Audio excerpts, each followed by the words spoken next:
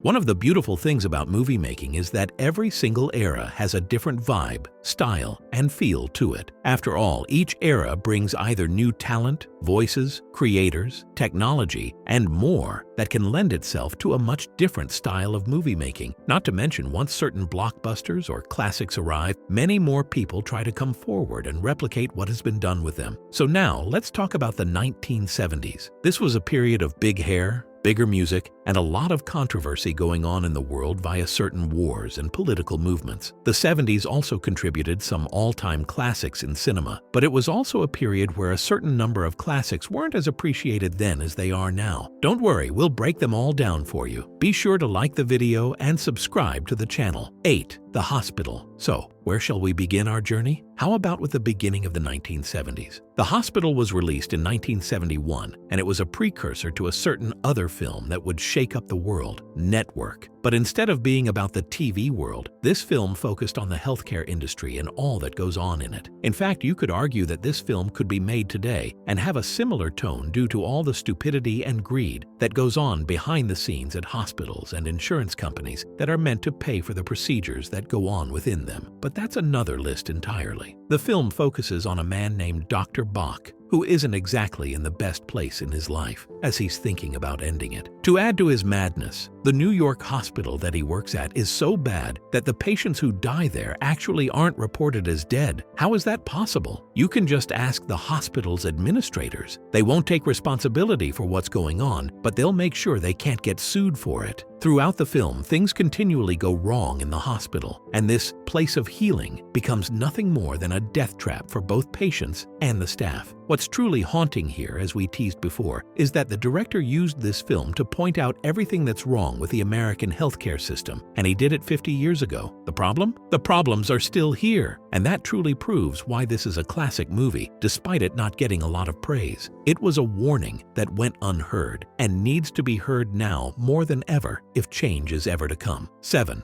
The Friends of Eddie Coyle. There are going to be many films on this list that subvert your expectations and take you on a journey that you wouldn't expect. In The Friends of Eddie Coyle, we follow the journey of a rather unlikely protagonist, a gunrunner who is simply trying to not get put in jail one last time. Now that might sound like many other films you know of, but Eddie is different. He's not a cold, calculating man who is trying every trick in the book to get away. He's a man who is tired, pretty much alone, and knows that jail is his fate, but he just can't accept this. Eddie is someone you almost want to root for despite his past, because he just looks so pathetic with how tired and worn he is. And yet he has to keep going forward with this life, and is willing to do what it takes to try and stay out of the cops' and feds' gaze, even when that means committing more crimes. The Boston setting fits the story perfectly, and with the great cast of characters, ranging from federal agents to bartenders to fellow criminals, you almost have to wonder who's going to break first and how things will end. The reason this film didn't get a lot of praise when it was first released was because it was sandwiched between more classic crime pieces, not the least of which was the original Godfather film, and no one should have wanted to go up against The Godfather. Yet, as time went on and more people gave it a chance, they found a great crime story that inspired many later crime pieces, including the legendary TV series The Sopranos. If that's not enough for you, legendary director Quentin Tarantino said it was the greatest crime movie ever made. Others have praised it as well, which proves that just because you didn't get a cavalcade of Oscars doesn't mean your movie didn't make a mark. 6. Fat City. We're all used to sports films of all types that are meant to be uplifting or to show the tragedy of what happens when you get to the top and don't take care of yourself properly, leading to a downfall. But in Fat City, you're not going to get that rise and fall arc, as there really isn't a rise at all. The film is about two boxers at opposite ends of their lives and careers, with a young boxer who has a chance at glory being played by none other than Jeff Bridges. He's soon met by a man who had a disappointing boxing career, and the two bond over their lives. You'd think that this would go the path of the elder boxer helping the younger boxer rise up to prominence, but that isn't the case. The true tale of this story is learning to deal with disappointment and how life doesn't always give you what you want or what you think you need. It also tackles the topic of masculinity and how men, both young and old, fight to try and maintain the demeanor that is almost expected of them, even when they barely have the energy to keep themselves together. The performances in Fat City were strong, including a certain female barfly getting a nomination for her role. While there are boxing scenes here, they're meant to help drill home the themes of defeat and what it's like to just try and scrape by. Many prominent directors would later cite Fat City as an inspiration for the films they made, once again showing the importance of being uncompromising with your work, as it might influence someone to do it just as unabashedly.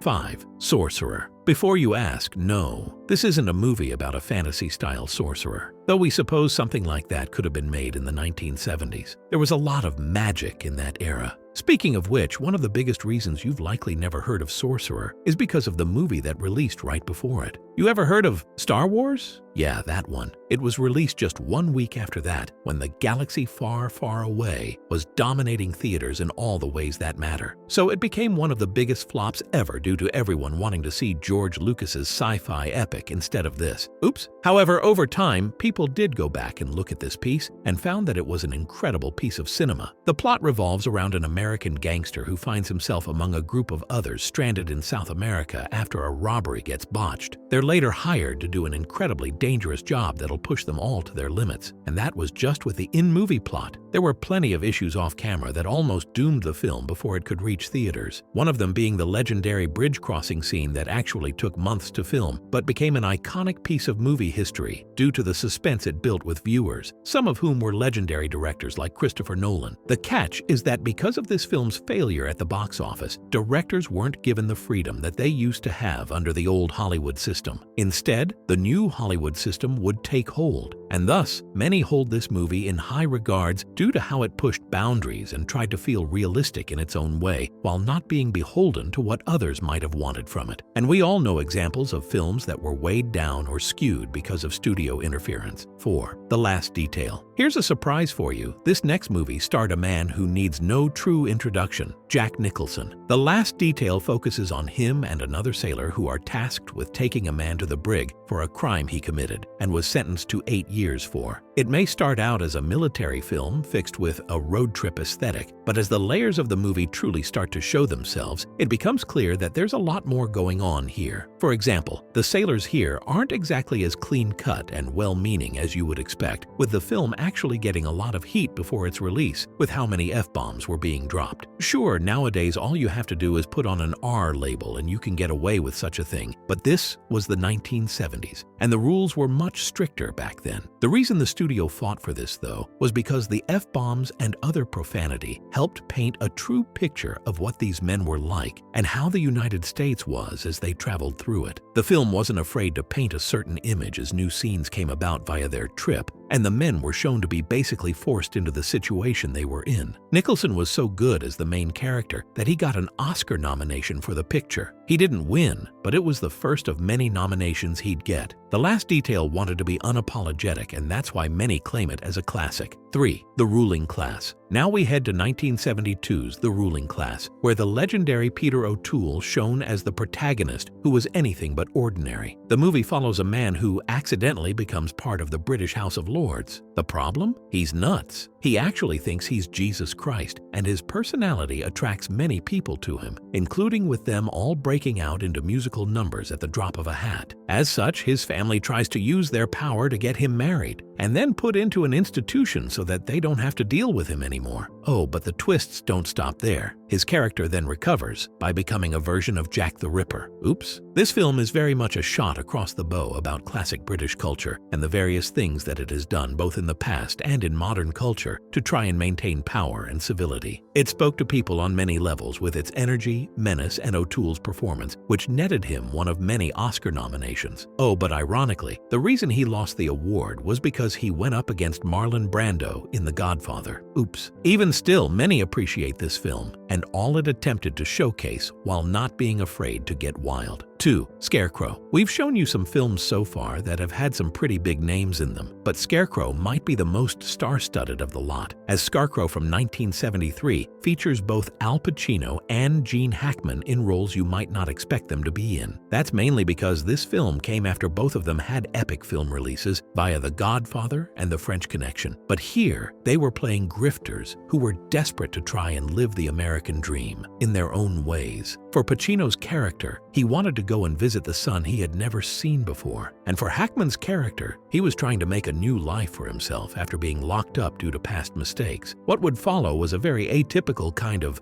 buddy film, but one that would resonate with certain audiences. In fact, it won awards due to the performances by Hackman and Pacino. Just as important, it wasn't afraid to subvert vibes and storytelling tropes to ensure that the right kind of story was told about two men trying to make things right in their lives, even when that was basically impossible for them. 1. Mikey and Nicky. We'll end this one on a film that punctuates much of what we have talked about here in this video, specifically the desire to be bold in your storytelling and not let studios ruin the intent of what you're trying to tell. Mikey and Nicky stars Peter Falk and John Cassavetes in what is hailed as a beautiful character study of toxic masculinity and friendship. And yes, your eyes do not deceive you. That is indeed Columbo on the big screen, and his portrayal as Mikey isn't anything like the dear detective you know and love. Instead, the film follows Nicky as he does an incredibly dumb thing by ripping off his gangster boss, and now there's a hit out on his life. In his desperation, he tries to see if he can believe his friend, Mikey, with his life, but little does he know that Mikey has his own angle that he's working here. As we go through this turbulent night in their lives, we see the layers of their friendship and the darkness that haunts them in the middle of it. To that end, the director, Elaine May, was so perfectionist with this film that she apparently blew the budget by shooting hundreds of hours of film to pick from. That's partially why the film stands out, because it feels like something that was improvised due to how the camera angles were and how Falk and Cassavetes acted on camera, but that wasn't the case. Everything was done to the detail that May wanted, and when you fast forward decades later, you can see the influences in this tale in many crime dramas later on. The film was so special that it even made it into the Criterion Collection, and that's a high honor. That's the perfect way to end this piece. And that's all from the realm of movies and the 1970s classics that are finally getting the appreciation they deserve by those who truly like great films. Which of these movies do you feel the need to go watch now that you've gotten a breakdown of them? What are the movies from the 1970s that you personally feel the most attached to, and the ones you could easily pop in on any night and watch without issue? Or do you know another forgotten classic that we could have talked about in our list? Let us know in the comments below. Be sure to subscribe, and we'll see you next time on the channel.